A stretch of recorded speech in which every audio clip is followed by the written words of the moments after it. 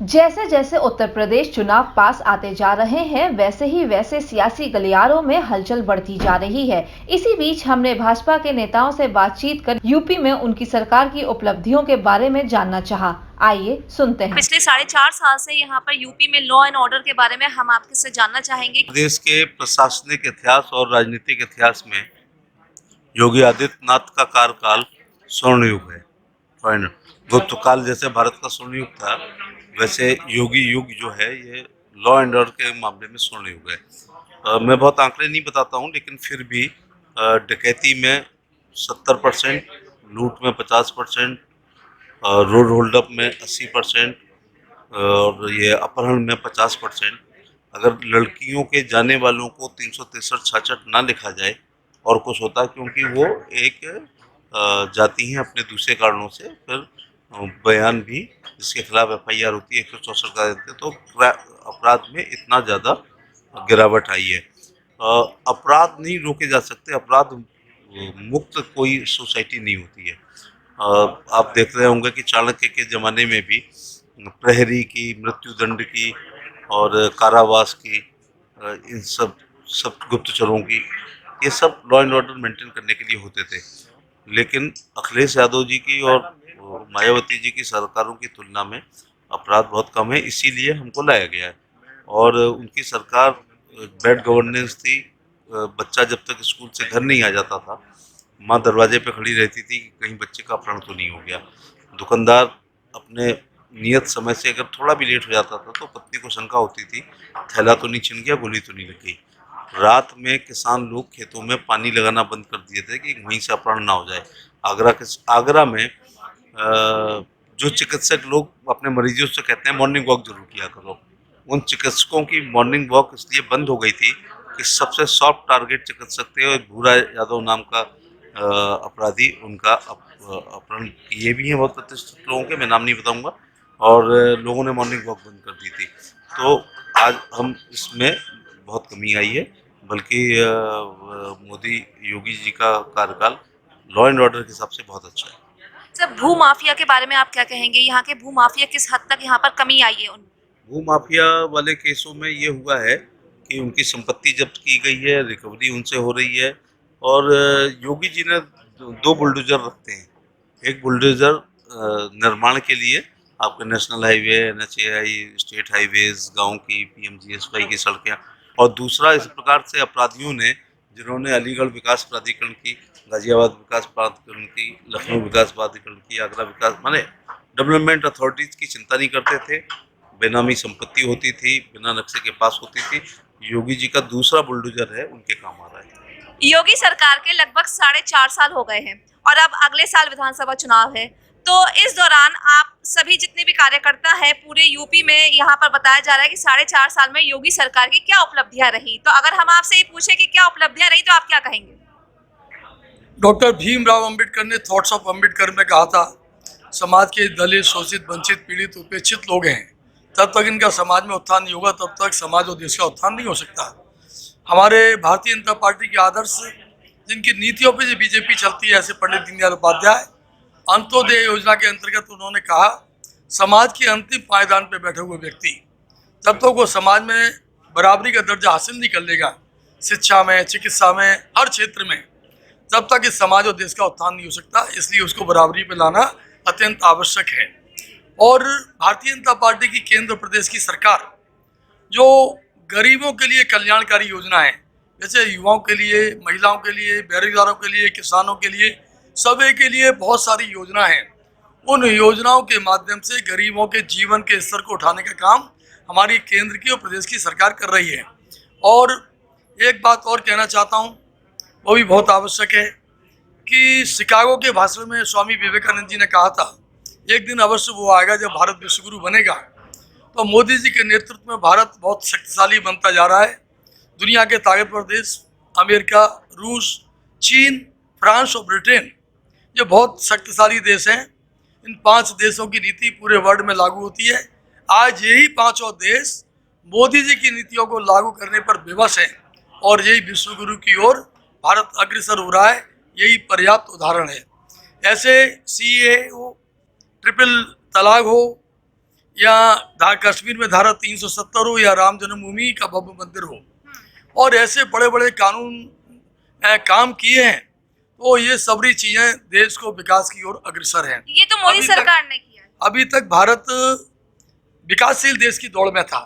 अब मैं कहना चाहता हूँ, पूरे अमेरिका और ये बड़े बड़े देश हैं जो संपूर्ण विकसित राष्ट्र हैं, आज मोदी जी के नेतृत्व में भारत विकासशील देश की दौड़ को छोड़कर, पूरे अमेरिका और ये बड़े बड़े देश हैं जो संपूर्ण विकसित राष्ट्र हैं, आज मोदी जी के नेतृत्व में भारत विकासशील देश की दौड़ को छोड़कर अब वो विकसित राष्ट्रों की कतार में खड़ा होने लगा है। योगी जी ने जो एक सबसे बड़ा काम किया है, पहले वो बताना चाहता हूँ।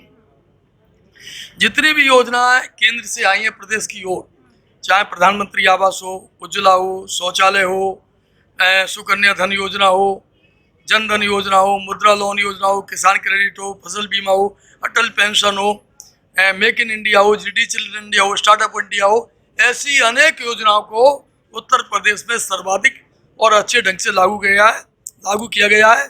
उत्तर प्रदेश पूरे भारत में नंबर 1 है सभी योजनाओं को लागू करने में।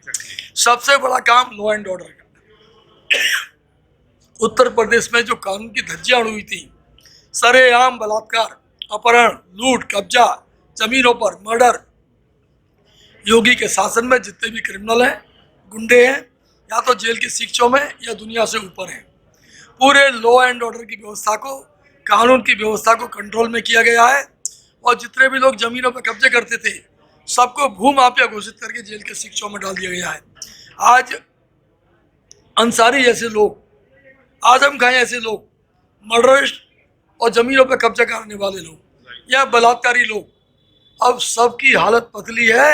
उत्तर प्रदेश में जो निवेश वाले बड़े बड़े उद्योगपति थे, अब उत्तर प्रदेश की सीमा में आने लगे हैं। इससे बड़ा कोई एग्जाम्पल नहीं है। जो उद्योगपति उत्तर प्रदेश में आने में डरते थे, उद्योग लगाने में डरते थे, आज वो सभी उत्तर प्रदेश में अपना उद्योग लगाना चाहते हैं।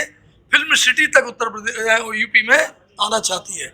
ये एक जीता जागता उदाहरण है कि law and order Uttar Pradesh का इस समय देश में सबसे अच्छा चल रहा है। ये विधानसभा चुनाव है अगले साल, तो सपा का ऐसा दावा है कि वो 250 से ऊपर सीट लाएंगी। आपका उसके बारे में क्या कहना है? मुंगेरी लाल के हसीन सपने। बीजेपी की हर समय चुनावी मूड में रहती है। हमारा जो बूथ का संगठन है, हमारा जो स्ट्रक्चर है, बूथ की कमेटी है, हमारे पन्ना प्रमुख है, हमारा काम तो निरंतर चलता रहता है। इन्हें तो पता ही नहीं बूथ कमेटी क्या होती है, इन्हें पता ही नहीं है। इनके संगठन के तो गिने चुने लोग होते हैं, वही राजनीति करते रहते हैं। हमारा तो नीचे का मंडल अध्यक्ष है, मंडल की कमेटी है, उसके नीचे शक्ति केंद्र है, शक्ति केंद्र के प्रभारी हैं, संयोजक हैं, बूथ अध्यक्ष है, बूथ की कमेटी है, उसके महामंत्री उपाध्यक्ष हैं, हमारे पन्ना प्रमुख तक हैं। आज हमारे साथ हैं महानगर उपाध्यक्ष बीजेपी के मिस्टर VS पॉल जी। पॉल साहब, आपका बहुत बहुत स्वागत है उत्थान न्यूज़ में। सर, हम आपसे ये पूछना चाहते हैं कि योगी सरकार के 4.5 साल हो चुके हैं, और जैसे कि हम सभी को पता है कि अगले साल 2022 में 2022 जिसको हम कह रहे हैं विधानसभा चुनाव आ रहे हैं। तो अगर हम बात करें इन 4.5 सालों में योगी सरकार ने क्या क्या डेवलपमेंट किए हैं, आपको क्या लगता है कि आपकी सरकार ने क्या डेवलपमेंट किए? क्या वो अगले साल 325 सीट्स पे आई थी, क्या अगले साल उससे ज़्यादा सीटें ला पाएगी? ऐसा है, योगी सरकार ने और मोदी जी के मार्गदर्शन में इतने कार्य किए हैं कि आपके पास शायद इतना समय नहीं होगा कि अगर मैं उनको एक एक योजनाओं को आपको बताने लगूं तो काफ़ी समय निकल जाएगा। लेकिन फिर भी मैं आपको कुछ योजनाएं उन्होंने जो क्रियान्वित की हैं और जिससे प्रदेश की छवि राष्ट्रीय स्तर पे, मैं देश के स्तर पे नहीं कह रहा हूँ, राष्ट्रीय स्तर पे योगी जी की निखर के आई है। उसमें सबसे महत्वपूर्ण जो है वो लॉ एंड ऑर्डर है। उत्तर प्रदेश को एक ऐसा यशस्वी मुख्यमंत्री मिला है जिसने, मैं समझता हूँ, बिना किसी भेदभाव के निष्पक्ष, जो कि एक कहना नहीं चाहिए, राजा नहीं कहना चाहता हूँ, वैसे तो सेवक हैं, राजा की तरह से जैसे राजा निष्पक्ष होता है वैसे उन्होंने कार्य किए हैं, जिसमें प्रमुख रूप से लॉ एंड ऑर्डर, जिसकी मिसाल पूरा हिंदुस्तान दे रहा है। मेरे बच्चे अलीगढ़ से बाहर हैं, वो भी रोज कहते हैं कि भाई बहुत बढ़िया आपको मुख्यमंत्री मिला है, प्रदेश की छवि बदल दी है। दूसरा सबसे अच्छा काम जो हो रहा है, नारी सशक्तिकरण। नारी सशक्तिकरण में जितना महिलाएं घरों में छिपके बैठती थी, बाजार में घूम नहीं सकती थी, वो आज खुलेआम घूम रही हैं। बच्चियां खुलेआम घूम रही हैं, किसी को कोई डर नहीं है। और एक पहले 100 नंबर होता था, अब वो 112 नंबर हो गया है। उस पर वेरिफिकेशन होता है ट्रेन प्रदेश स्तर पे। इतना बढ़िया मॉनिटरिंग सिस्टम बना रखा है जिसका कि कोई मिसाल नहीं है। और ये काम हिंदुस्तान में बहुत लेट आया है, ये बहुत पहले आना चाहिए था। विदेशों में ये पहले भी होता था, जो कि अब उत्तर प्रदेश में होना है, जिससे कि भारतीय जनता पार्टी की छवि ऐसी बनी है जिसको मैं समझता हूँ, मैं गिनती नहीं गिनना चाहता कि 320 आएंगी, 325 आएंगी, लेकिन जो कार्य योगी जी और मोदी जी ने दोनों ने मिलकर किया है, और हमारे जो योगी जी के दो साथी हैं right and left, Maurya ji and Dinesh Sharma, दोनों बहुत मजबूत हाथ हैं। और उसके साथ पूरी टीम वर्क आपने कोरोना में देखा। कोरोना में इतना काम किया है योगी जी, बीमार होने के बावजूद भी चौथे दिन फील्ड पे आए। और अलीगढ़ पे तो उनकी योगी जी की विशेष कृपा रही है। और मैं समझता हूँ कि उन्होंने अलीगढ़ में भी मेडिकल कॉलेज में उन्होंने कॉन्फ्रेंस की, जिसमें आज तक कोई भी मुख्यमंत्री नहीं आया, जहाँ तक मेरी नॉलेज है। यहाँ पे किसी को भी आने नहीं देते, लेकिन बहुत ही ढंग से यहाँ के वाइस चांसलर ने उनका स्वागत किया और अपनी योजनाओं को बताया, अपनी आवश्यकताओं को बताया, और उसको उन्होंने तुरंत क्रियान्वित किया। बहुत बहुत धन्यवाद। उससे पहले हम जानना चाहेंगे, जो आपने कहा 112 पे वेरिफिकेशन होता है, आप ये जो वेरिफिकेशन होता है, ये मेरे ख्याल से जहाँ तक मुझे लगता है आप ये कहना चाह रहे हैं कि पुलिस को अगर हम कॉल करते हैं अपनी मदद के लिए, तो वहाँ से फिर दोबारा कॉल आती है वेरिफिकेशन की और कहा जाता है कि आपका काम सही से हुआ या नहीं, यही आप कहना चाह रहे हैं? बिल्कुल, मेरा कहने का मकसद ही यही था कि आप कंप्लेंट करते हैं 112 पे, 112 की कॉल लखनऊ जाती है, लखनऊ से एरिया के हिसाब से अलॉटमेंट होता है, अलॉटमेंट होने के बाद उस पर कार्रवाई होती है और ये पूछा जाता है कि आप संतुष्ट हैं कि नहीं है, आप जो चाहते थे वो हुआ कि नहीं हुआ, FIR लॉन्च की आवश्यकता थी, हुई या नहीं हुई, या किसी ने कोई परेशान किया है। अगर परेशान कोई करता है और आप एक नागरिक बताता है तो उस पर कार्रवाई होती है। बहुत बहुत धन्यवाद हमारे चैनल के लिए, बहुत बहुत धन्यवाद।